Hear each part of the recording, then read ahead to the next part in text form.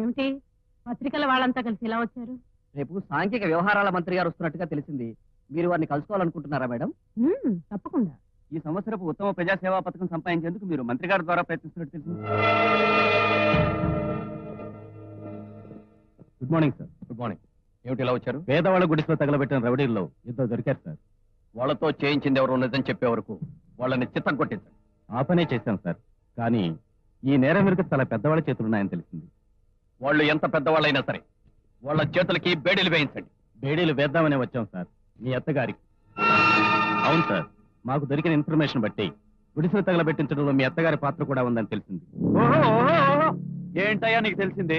గోడక నాడ గుడిసెలు తగలడ్డాయనే పొద్దున్నే పేపర్లో చదివి పాపం అత్తమ్మాజీ పచ్చి పళ్ళ జ్యూస్ కూడా తాగలేదు. ఆ బాత్తోనే కాలిన ప్రతి గుడిసికి 1000 రూపాయలు, ప్రతి ఇంటికి 10 కేజీల బియ్యం ఇస్తానని చెప్పడానికే ఈ పత్రికల వాళ్ళతో మీటింగ్ పెట్టింది తెలుసా? గుడిసెకి 1000 ఎవరిస్తానన్నారు? నేనా? నువ్వు ఊరుకో అత్తమ్మాజీ. నేను ఆ మాట చెప్పకపోతే చేతులు గాజులు తీసేసి వేడిలేసి తీసుకెళ్ళిపోతా. అవునమ్మాజీ, వేడిలేస్తే జైల్లో వేస్తారు. జైల్లో వేస్తే రాళ్ళు కొట్టిస్తారు. ఆ తర్వాత నల్ల దుప్పటి, సత్తు ప్లేటు, సాంబార్ అన్నం. చూడండి చూడండి పత్రిక అబ్బాయిలు, అత్తమ్మాజీకి చేసే మంచి పనులు చెప్పుకోవడం ఇష్టం లేదు. అందుకే నాకు చెవిలో చెప్పి మీకు చెప్పమంది. రాసుకోండి. కాలిన ప్రతి గుడిసికి పక్కా ఇల్లు కట్టిస్తామని చెప్పి అల్లుడి గారి మీద ఒట్టేసి చెప్పింది. ఏమిటి నాటకం? మళ్ళీ నా మీద హంట విసురుతున్నావా? ఇంకెక్కడ హంటరా అత్తమ్మాజీ, ఉన్న పవర్ అంతా నువ్వే లాగేశావు. ఆహా, విన్నారా? రేపు అత్తమ్మాజీ పేదోళ్ళ బజార్కి వెళ్ళి కొంగు బొడ్లో దోపుకుని చీపిరి పట్టుకుని రోడ్లన్నీ ఊడుస్తారట. రాసుకోండి. ఒప్పుకోమ్మజీ, రోడ్లేగా. ఇళ్ల ముందు చెత్తంతా సింహాలనుకుంటాను. ఒప్పుకోమ్మజీ, చెత్తేగా. బూడిదంతా గంపల్లోకి ఎత్తాలనుకుంటాను. ఒప్పుకోమ్మజీ, బూడిదేగా. కక్కుసు దొడ్లని ఫెనాయిల్ వేసి కడగాలనుకుంటాను. ఒప్పుకోమ్మజీ, కక్కుసుట్లేగా. అయ్యో, ఇలాంటి మురికి పనులన్నీ నేను చేయాలా? చెయ్యాలత్తమ్మాజీ. ఇట్లాంటి మంచి అవకాశం మళ్ళీ మళ్ళీ రాదు. ఇటువంటి పనులు చేస్తేనే ప్రజల్లో పరపతి పెరుగుతుంది. ఆ తర్వాత ఉత్తమ ప్రజాసేవా పథకం తప్పదు. మేడం, మీరింత ఉన్నతమైన నిర్ణయాలు తీసుకున్నందుకు మాకు చాలా సంతోషంగా ఉంది. అవునవును. రేపు మీరు చేయబోయే సేవల గురించి పేపర్లో రాసేయమంటారా? రాస్తారా? రాసేయండి, తప్పకుండా రాయండి. అది చూసైనా ఈ పోలీసు వాళ్ళకి నేను ఎవరనేది గుర్తుంది. సారీ మేడం, మీ నిజాయితీని అర్థం చేసుకోలేకపోయాను. ఎక్కడో పొరపాటు జరిగింది. ఎక్కడో కాదు, నీకు ఈ ఉద్యోగం ఇవ్వడంలోనే జరిగింది పెద్ద పొరపాటు. బాగా అన్నారా? మీరింత ప్రజాసేవ చేస్తారంటే మీ వెనక మేము ఉంటాం ప్రతి పుట్టలో. తప్పకోండి. అమ్మాజీ గారు పేట అంతా ఉట్టేస్తున్నారు. తప్పకోండి. అద్దె వరుస. మున్సిపాలిటీ వాళ్ళు ఓటం ఎప్పుడు చూడలేదా? ఆవిడ పర్మిట్ అనుకున్నావా? అందంగా ఉడవడానికి ఆవిడ ఏనాడైనా వంగిందా? వంగి ఇల్లు వచ్చిందా? ప్రాక్టీస్ లేకుండా బజారంతా పరిశుభ్రం ఉడమంటే ఎలా? ప్రాక్టీస్ చేస్తే ఇదిగో, రేపు ఎన్నికల్లో అమ్మాజీ గారి పేరు కనపడ్డా, పాపాజీ గారి పేరు కనపడ్డా వదలకుండా గుద్దాలి. అమ్మాజీ గారు, అక్కడ పిల్లలందరూ స్నానం చేయించుకుని గొడవ చేస్తున్నారు. ప్రోగ్రామ్ మార్చండి. రండి. రుద్దండి, బాగా రుద్దండి. పిల్లలు బాతుల్లాగా తెల్లగా నిగనిగలాడే వరకు రుద్దండి. రుద్దుతున్నాం బాబు, రుద్దుతున్నాం. నువ్వు మమ్మల్ని రుద్దుతేట, నీ రుద్దుడికి మా పొట్టుడిపోతుంది. ఎన్నాళ్ళైందో వెదవుల సాణత్యం. తెలుగుకంగా తెచ్చి తోమిన రంగు మారెట్టలేదు. ఎవరు మసుకొని రుద్దుతావా? నీ మొహాన్ని ఓటు హక్కు కూడా లేదు, నన్ను రుద్దమంటావా? మగ్గుతో కొడతాను. తీసుకోండి.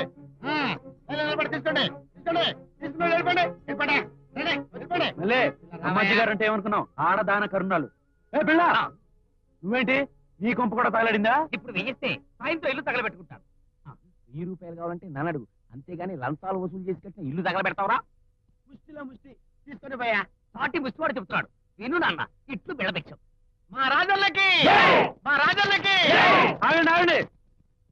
జైలు కొట్టాల్సింది నాకు కాదు, కాలిపోయిన ఇల్లు బాగు చేసి తిరిగిచ్చిన అమ్మాజీ గారికి. ఏ దగాకోరికి జేజేలా? ఎవరు? ఈవిడ దగాకోర? అవును, ఈ ఏరియా మొత్తం మా సొంతం చేస్తానని 10 లక్షల రూపాయలు తీసుకుంది. ఎవరు? నేనా?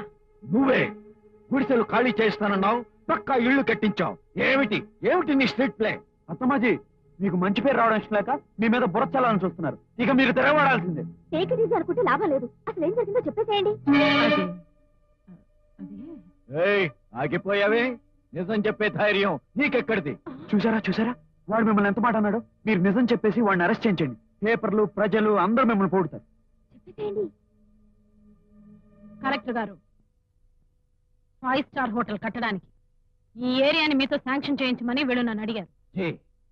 10 లక్షలు లంచం ఇస్తామని కూడా చెప్పారు. నేను ఒప్పుకోలేదు. నన్నేం చేయలేక ఇక్కడున్న ఇళ్ళన్నీ తగలబెట్టేశారు. ఎస్పీ గారు విన్నారుగా? ఎస్పీ గారు, వీళ్ళు చేసిన నేరానికి ఆధారాలు నా దగ్గర ఉన్నాయి. వెంటనే అరెస్ట్ చేయండి. అమ్మాది జోడు పాములు మా సింబల్. ఈ జోడు పాముల నుండి ఏనాటికైనా కీడు తప్పదు. ఈ రోజు చాలా శుభదినం. కార్మిక మంత్రి గారు మన కాలనీకి రావడం, కలెక్టర్ గారు మనందరికీ పట్టాలు పంచాలనుకోవడం చాలా ఆనందించవలసిన విషయం. ప్రతి సంవత్సరం మన పట్టణంలో అనేక రంగాల్లో సేవలు చేసిన మహిళలకు ఉత్తమ సేవా పథకం అందించడం మన కార్మిక మంత్రి గారు ప్రవేశపెట్టిన సాంప్రదాయం. ఈ సంవత్సరం కూడా అనేక రంగాల్లో అనేక సేవలు చేసిన స్త్రీమూర్తుల పేర్లు మంత్రి గారికి సూచించాం. ఇప్పుడు ఉత్తమ సంఘ సేవక బిరుదుకి అర్హురాలైన స్త్రీమూర్తిని వేదిక మీదకి ఆహ్వానించబోతున్నాం. ఆమెను చూస్తే మనసున్న ఎవరికైనా అమ్మా అని పిలవాలనిపిస్తుంది. ఆమె కళ్ళల్లో అనురాగానికి, ఆమె పాదాలకు నమస్కారం చేయాలనిపిస్తుంది. ఇప్పుడు ఆ స్త్రీమూర్తి పేరు మంత్రి గారే ప్రకటిస్తారు. వాసిరెడ్డి శారదాదేవి గారు.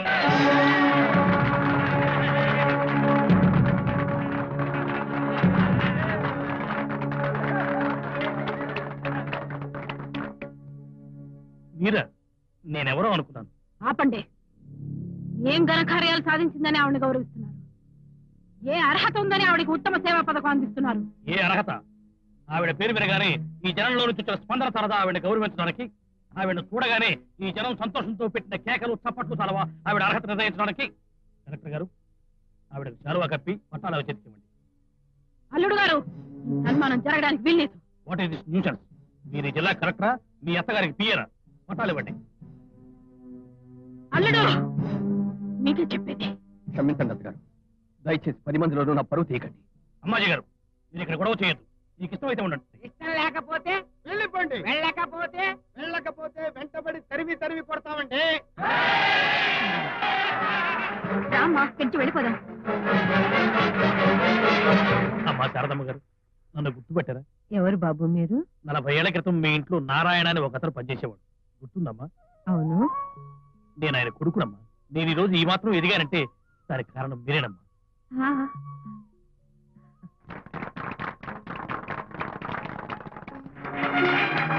కలెక్టర్ గారు, మీ చేతుల మీదుగా వారికి పట్టాలు ఇవ్వండి. ఇవ్వండి మామాజీ.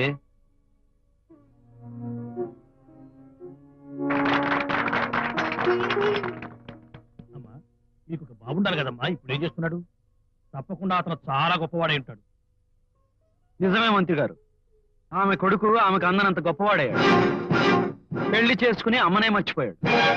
అమ్మ ఇచ్చిన బ్రతుకుని అత్తకు తాకట్టు పెట్టిన మహా మేధావి సార్ అతను. ఎవడమ్మా నేచుడు? ఆ దౌర్భాగ్యాన్ని నేనే మంత్రి గారు. ఈ తల్లి కొడుకునై పుట్టి ఏ స్థితికి దిగజారిపోయానో మీరే చూశారు. నా పాపానికి పరిష్కారం లేదు. ఈ జీవితాన్ని ముగించడం ఒక్కటే దారి.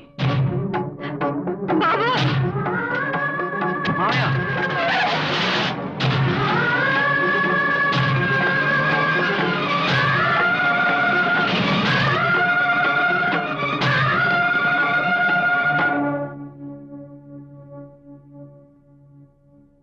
అయ్యా, మీరు బ్రతికుండగానే మీ కర్మకాండ మీరే జరిపించుకుంటున్నారా? అవునండి, ఈ రోజుతో కంచుకట్ల రఘురామయ్య చచ్చిపోయాడు. వాడి బానిస జీవితానికి ఇక్కడే నీళ్లు వదిలేస్తున్నారు.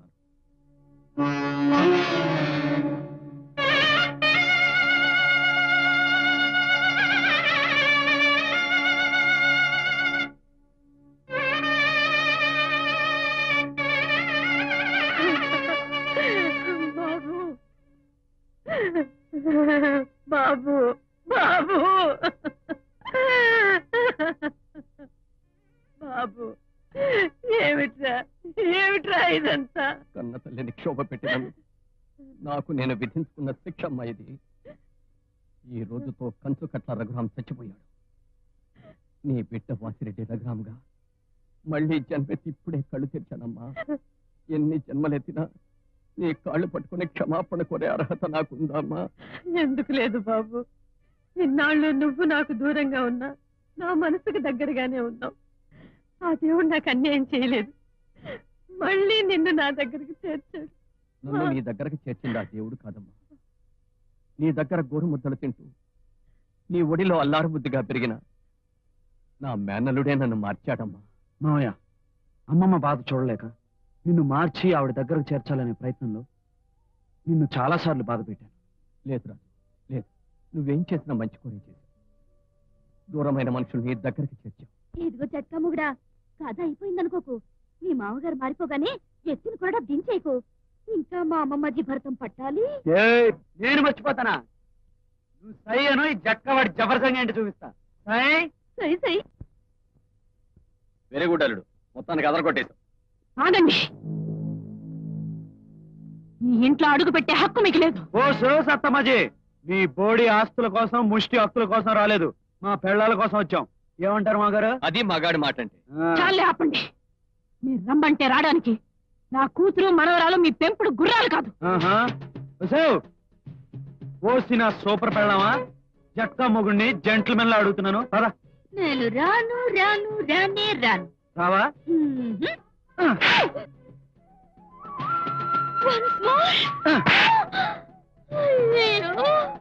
ఇది నిజమైన మగాడి దెబ్బ. చల్ రే చల్. అమ్మమ్మాజీ, ఎక్కడికి? వాడు జట్కవాడు. అయినా జెంట్మెన్. నా మొగుడిని జట్కవాడు అన్నావో అయిపోద్ది. పద. అల్లుడు, ఒక్క నిమిషం, ఇప్పుడే వచ్చా. అలాగే. విన్నావుగా, ఈ కూతురుకున్న జ్ఞానం నీకు కూడా ఉంటే మర్యాదగా నాతో వచ్చింది. నీతోనా? పెళ్ళాం కావాలనుకుంటే నువ్వే ఇక్కడ పడుండు. విన్నావా? అది నా కూతురు, దానికి నా రక్తాన్ని పంచాను. ఈ పాడు బుద్ధులు కూడా పంచావు. మా అమ్మ తిట్టే ధైర్యం నీకెక్కడిది? నన్నే కొట్టావా? మామాజీ, కంచు కట్ల గారు వంశం కసాయి దెబ్బ పడాలి గాని కలెక్టర్ దెబ్బ సరిపోదు. ఇంకోటి పీకో. అలాగే అల్లుడు.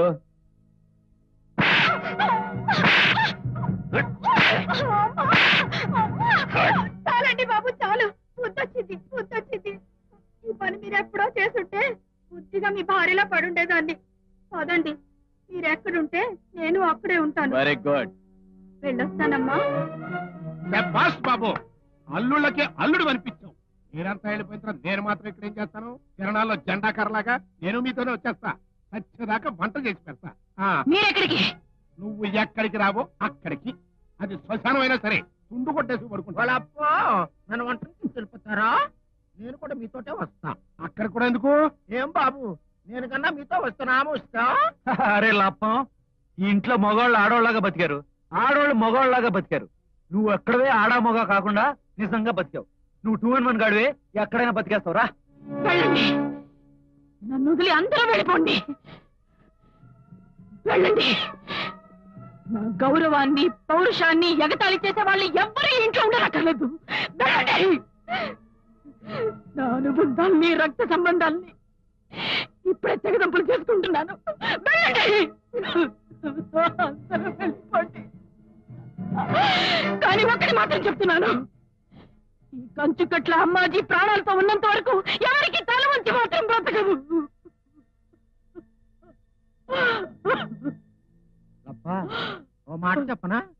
అటు ఇటుగా నన్ను చూసే నీ లోకం జారిపడుతుందేమో గాని మొగుడిపట్టి నిన్ను మాత్రం గౌరవించదు. ఇదిగా ఈ ఆస్తులు అంతస్తులు నిన్ను కాపాడవు.